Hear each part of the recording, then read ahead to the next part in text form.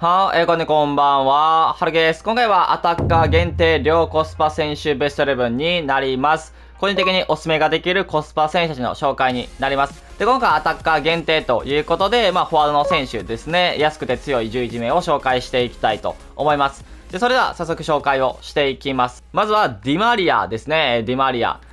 値段はですね、25,000コインぐらいで、使うことができます。RTTK がね、当たるピックだったりとかがね、いろいろあるので、そちらで当たった方も多いんじゃないかと思います。逆足さんはどうしても気にはなるんですけど、ただやっぱりスキルが5ってところとドリブルの軽さっていうのが、非常にいい選手になりますね。で、パスもめっちゃうまい。で、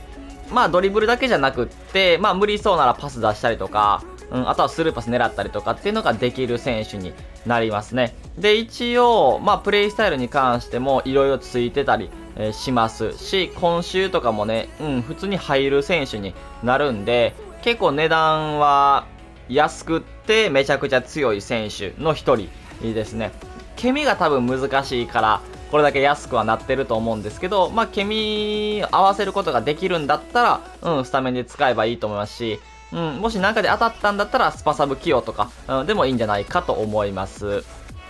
で、そして続いてはベースヒーローのジュリですね。ジュリ値段は24,000コインぐらいで、買うことできます。44あって、サイドアタッカーとして、非常に細かい、ちっちゃくってボールの扱いがこの人もすごくしやすい選手に、なりますね。ただ理不尽さっていう風なところがあまり感じられない、時はやっぱりどうしてもフィジカルの強さかなと思います。結構ね、体バンって当てられちゃうと、ひるんじゃったりとか、もう無理みたいな感じにはなってしまうので、当てられる前に細かいドリブルで相手をずらしたりとか、する方がいいと思いますね。パスがもうちょっとうまくあれば、そのずらした後も、ちゃんとこう100% 近く、通してくれたりとか、そういうパス能力があればより良かったなっていうふうに思うんですけど、ただ、普通に24,000の選手としては安いし、活躍はしてくれる、そういう選手ですね。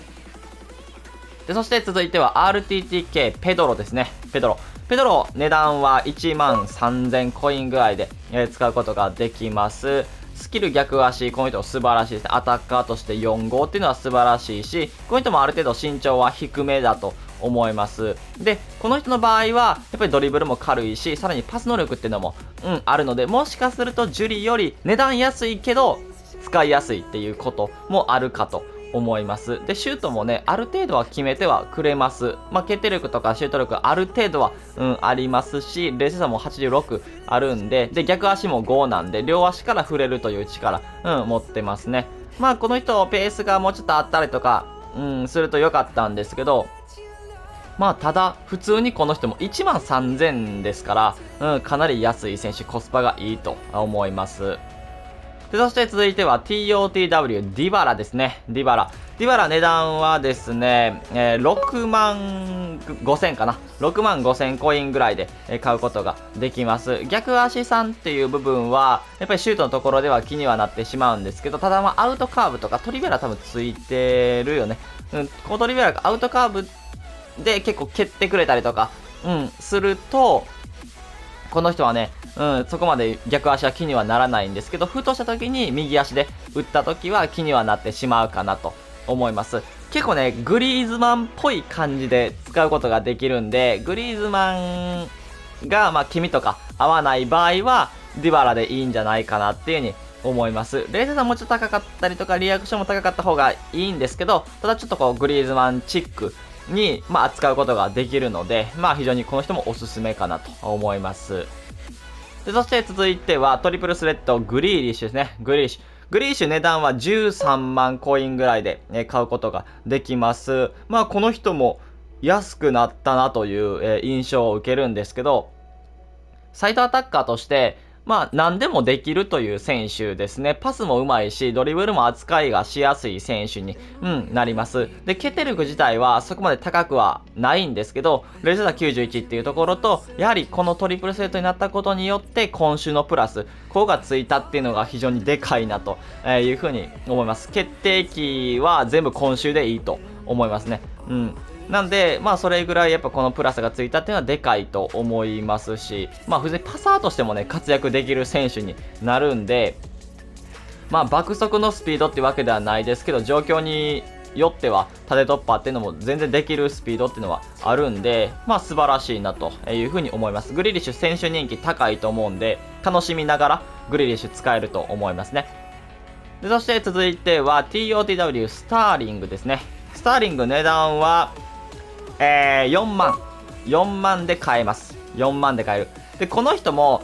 結構ねジュリっぽい感じかな。めちゃくちゃドリブル細かいし、扱いはしやすいという選手で、まあ決定力もある程度は高いんですけど、冷静さがちょっと低いなというところで、特に逆足3でシュートを打ってしまった時には外れてしまってもしゃあないなという感じですね。でパスももちろんこの人ももうちょっと上手くあったらいいなというふうには、まあ、思うんですけど、まあただやっぱりドリブルの細かさっていう風なところが、ある選手になるんで、前線としては扱いがしやすい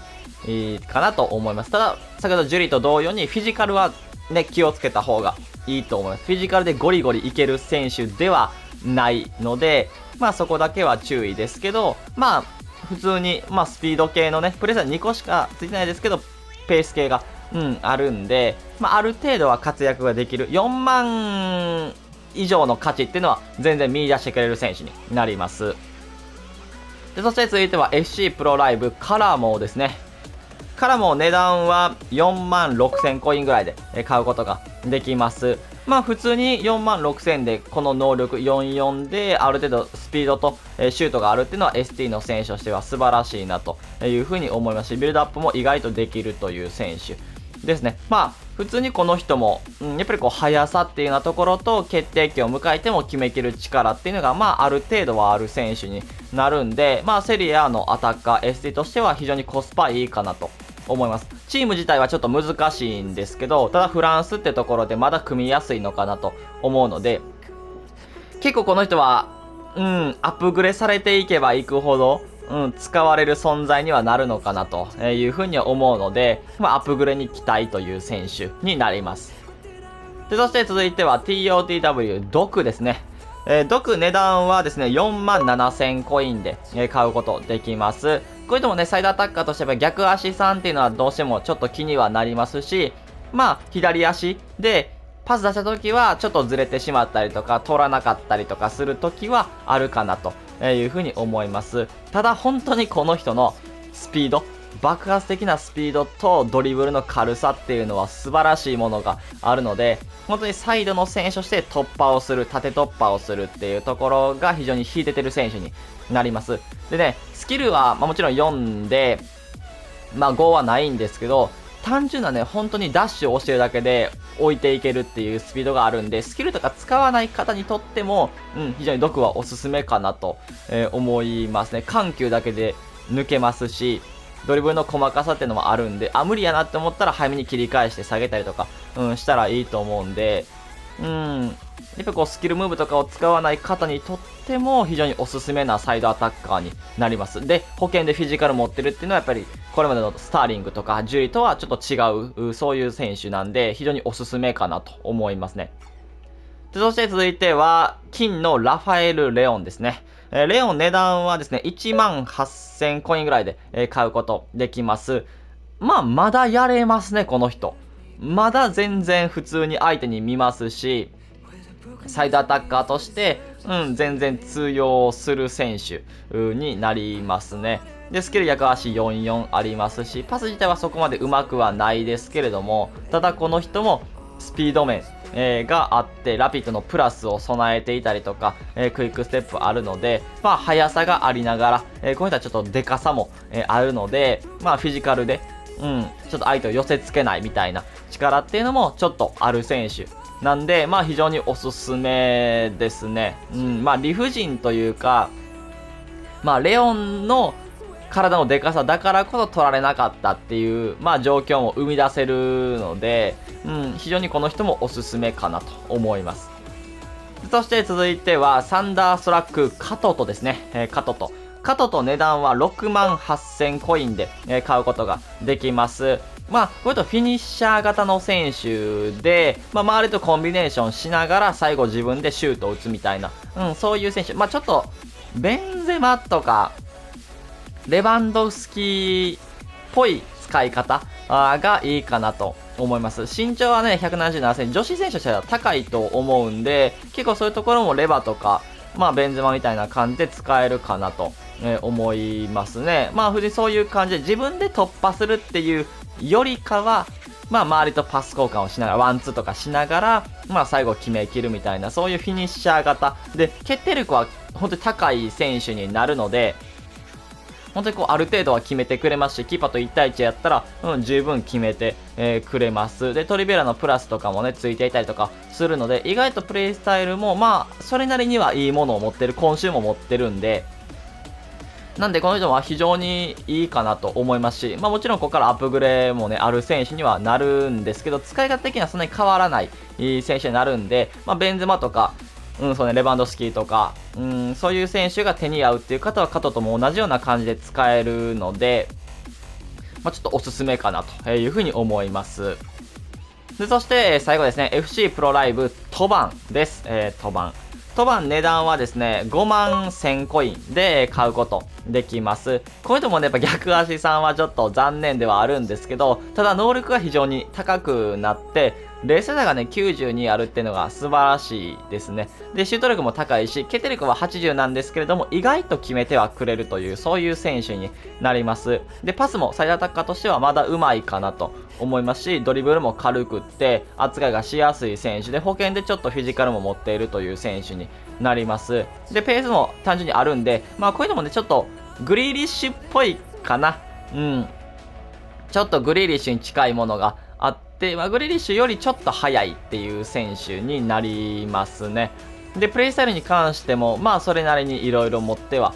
いますし、まあやっぱりテクニカル持ってたりとか、今週持ってたりとか、あとはまあクロスのやつ持ってたりとか、まあ普通にいいプレイスタイルは揃ってはいるので、プラスこそないですけれども、まあこの人もちょっとアップグレが楽しみな、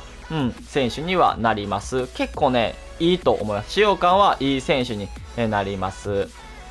まあという感じでこちらがアタッカー限定両コスパ選手ベスト11になります。まあ少しでも参考になれば嬉しいなというふうに思います。それでは今回これで終わります。いいなとったらチャンネル登録、高評価お願いします。それでは、バイバイ。